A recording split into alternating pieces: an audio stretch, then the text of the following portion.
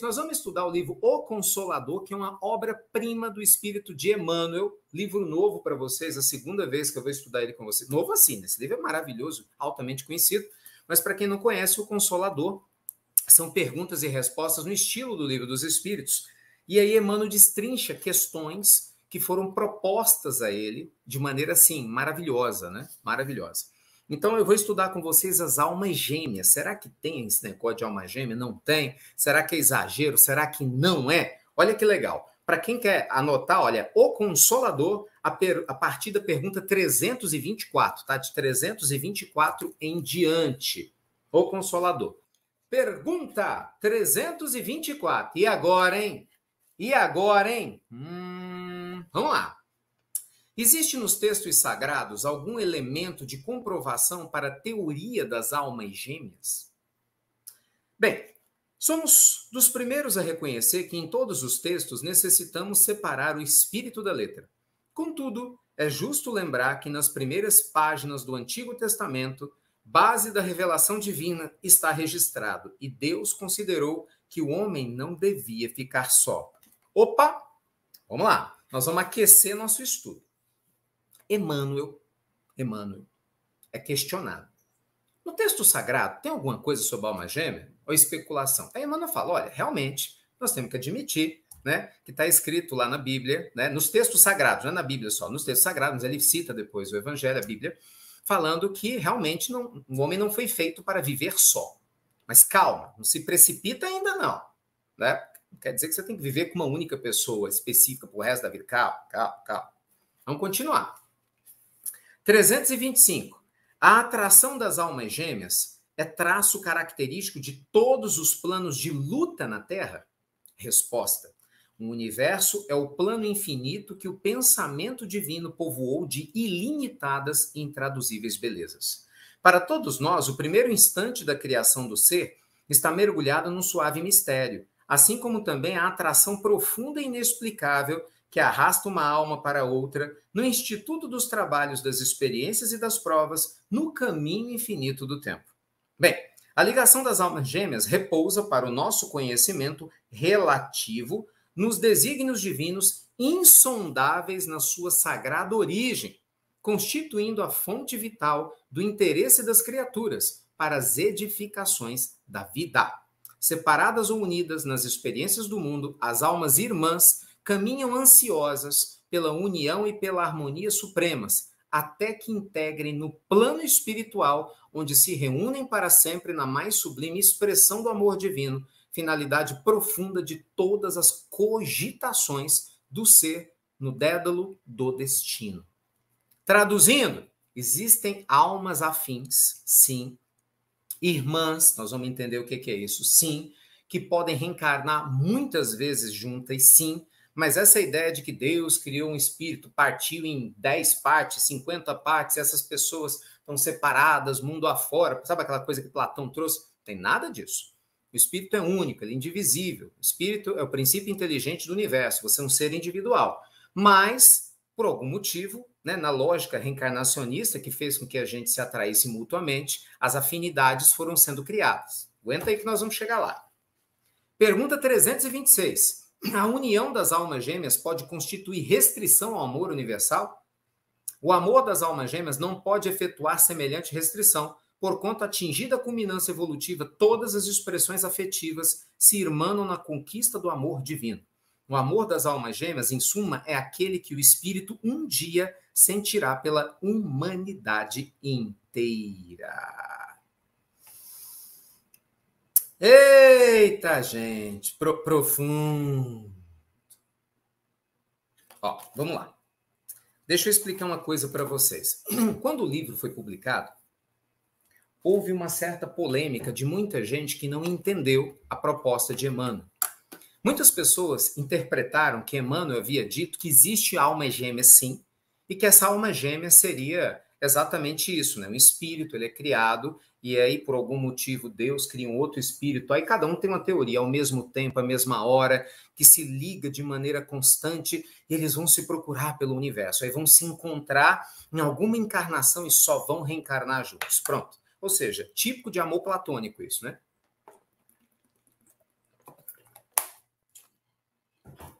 E aí nós temos no Livro dos Espíritos exatamente a fala de Allan Kardec, aliás, não é nem de Allan Kardec, é do Espírito de Verdade, trazendo o conceito real das almas gêmeas, que são almas irmãs, que são espíritos afins, que se afinizam. E foi isso que Emmanuel trouxe, né? Então muita gente confundiu, e achando que a alma gêmea é uma alma assim. E, gente, vamos combinar, né? Não tem nada a ver. É só você pensar um pouquinho. Não faz sentido. Se Deus está nos ensinando a amar eternamente a humanidade, se ele nos colocasse para criar um vínculo único, veja, único, com um único ser, então isso seria um boicote à proposta de amar a humanidade. Por quê? Porque, vamos supor, João e Maria, sempre João e Maria, né? Sempre os mesmos nomes. João é, abre aspas, a hipotética alma gêmea de Maria. Então eles teriam que reencarnar sempre juntos. E aí eu te pergunto, ué, não tem lei de causa e efeito? E quando por algum motivo João fosse ser filho de Maria? Ué, Maria na outra encarnação ia ter que casar com outro homem. E aí, será que João ia aceitar isso? Entendeu?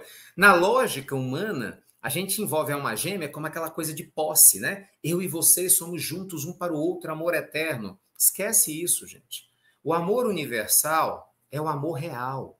O amor verdadeiro é o amor que nos conecta a todos os seres.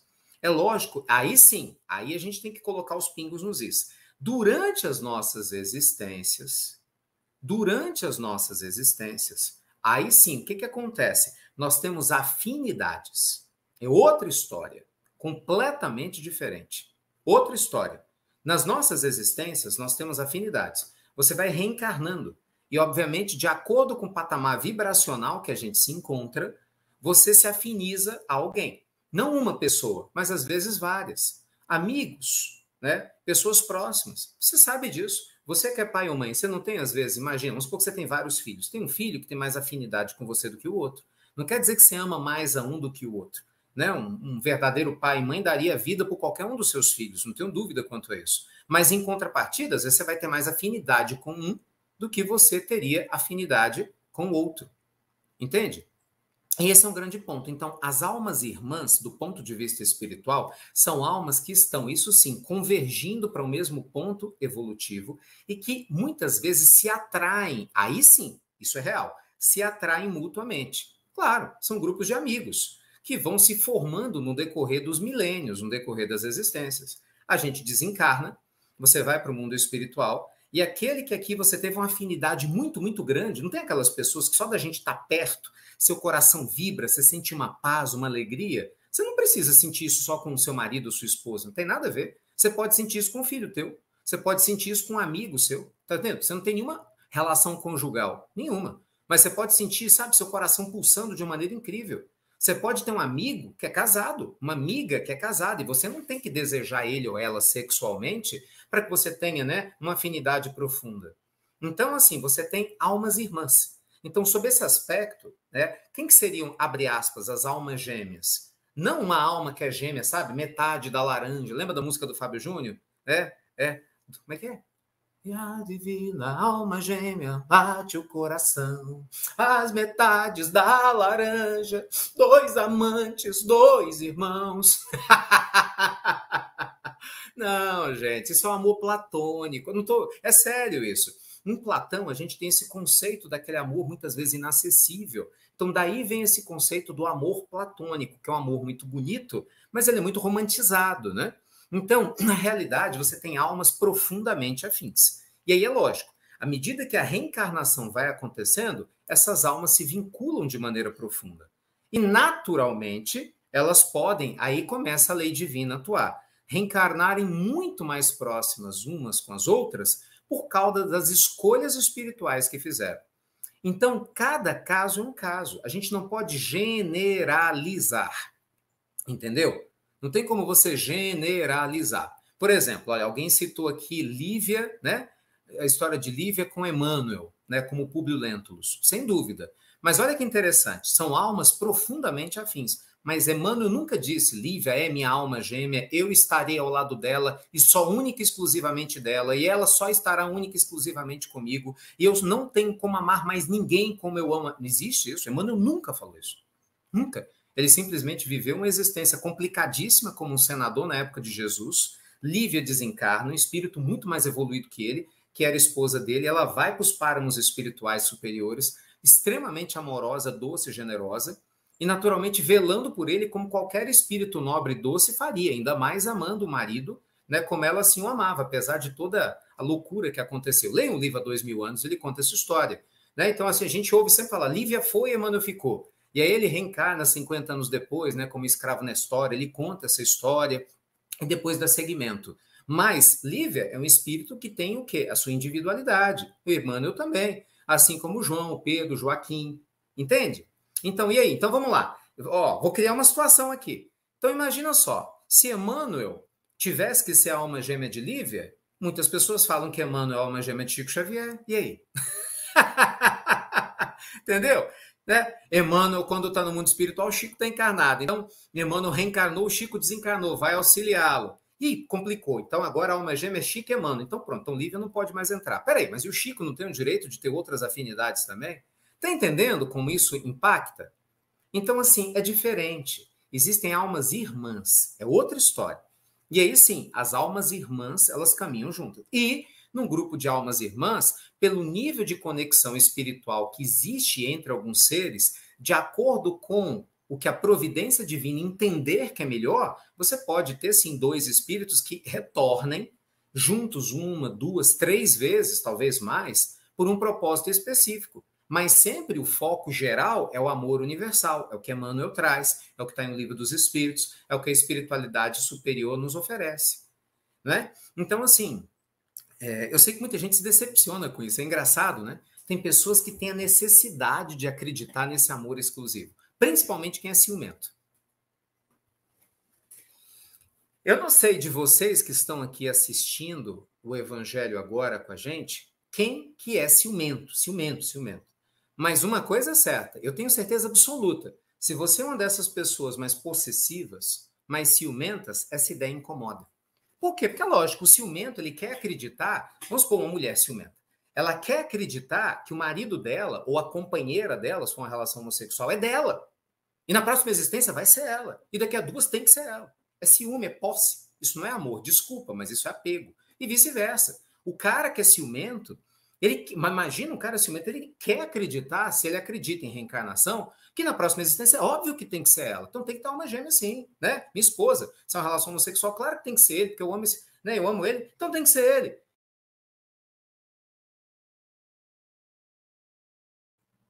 Então o que acontece, gente? A gente acaba se deixando levar por um sentimento muito mais ligado à matéria do que necessariamente por uma questão de bom senso espiritual, né? Então, por isso que eu brinquei no início. Muitos de vocês chegaram agora, mas no início, assim que eu abri o evangelho, eu perguntei, será que tem alma gêmea ou alma tribufu? Eita, meus amigos! Será que tem alma gêmea ou alma tribufu? Me conta. Como é que isso funciona? Gente, só para poder entender, né? Quando a gente brinca, né? O que é o nosso tribufuzinho? O nosso tribufuzinho é aquela pessoa que a gente ama, a gente quer bem, mas é extremamente difícil, gera conflito, é complicado, mas você ama esse ser.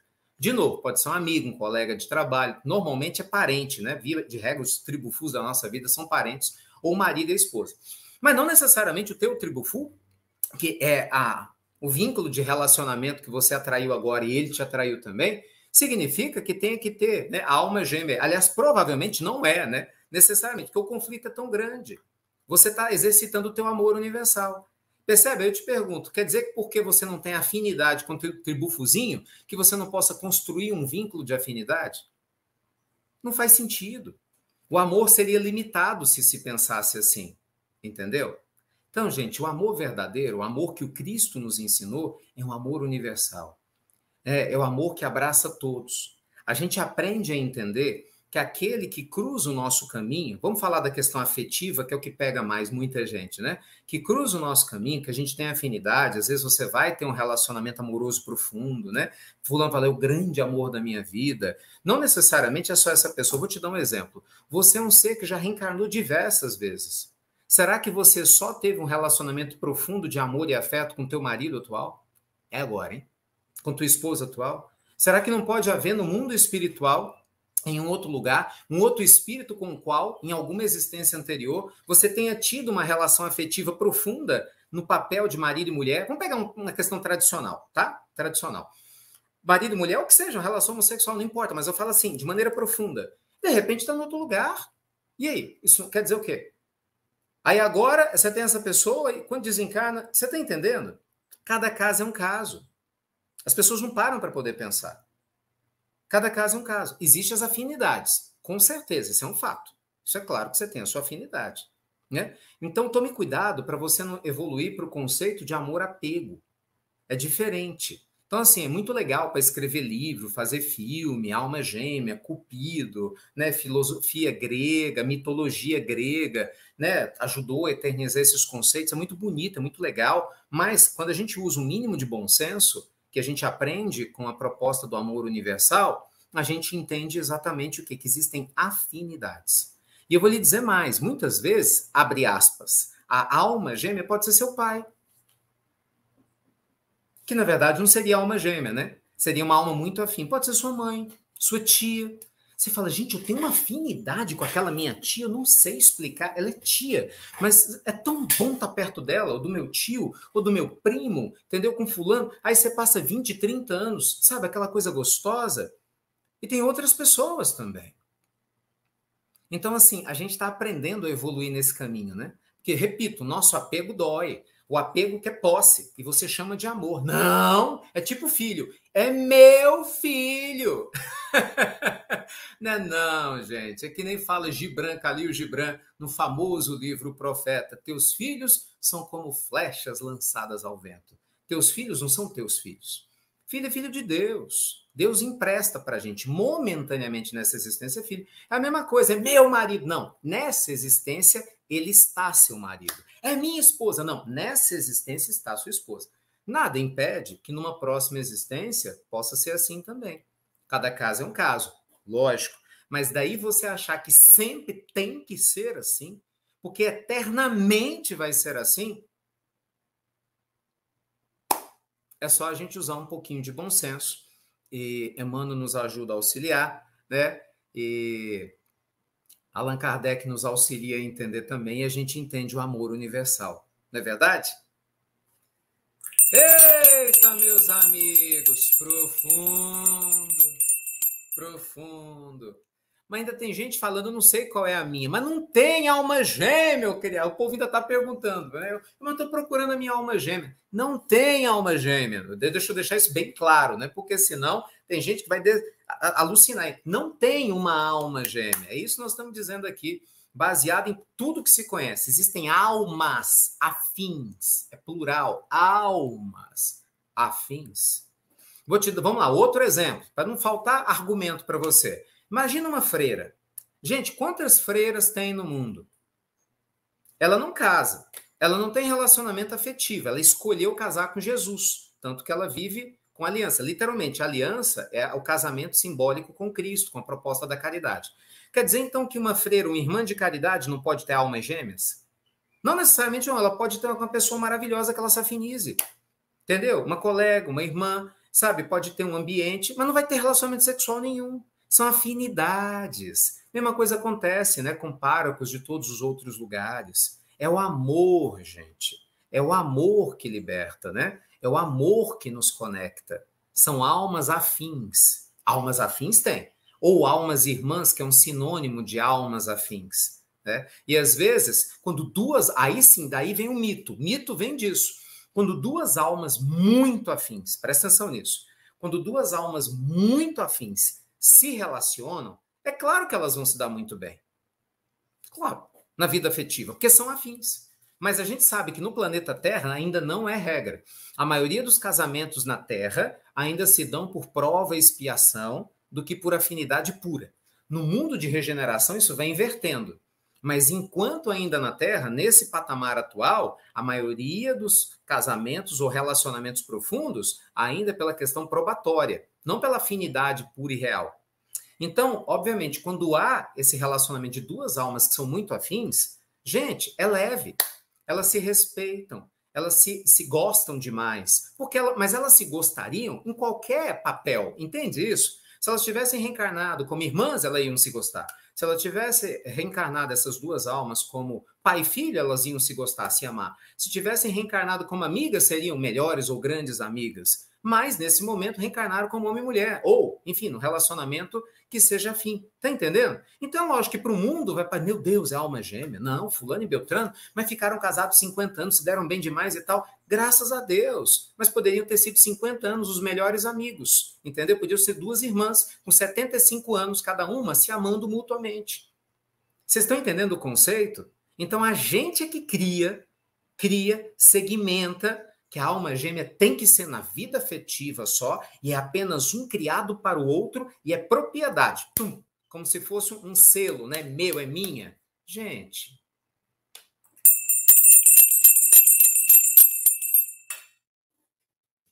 Gente.